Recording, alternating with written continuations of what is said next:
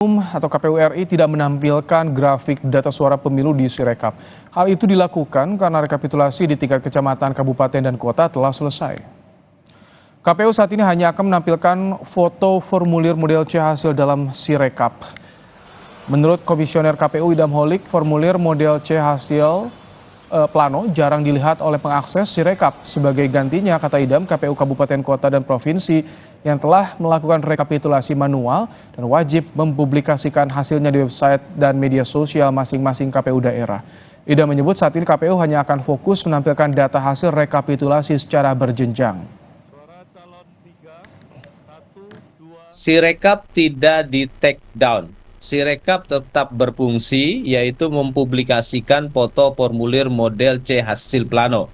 Dan ini memang sesuai dengan tujuan utama Sirekap, agar memperkenalkan foto formulir model C hasil plano kepada masyarakat. Nah, selama ini ternyata banyak pengakses Sirekap yang tidak melihat foto formulir model C hasil plano.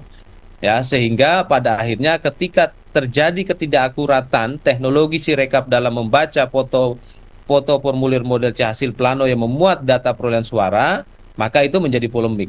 Nah, sekarang untuk tidak terjadi disinformasi lagi ke depan, maka kami hanya menampilkan foto formulir model C hasil plano.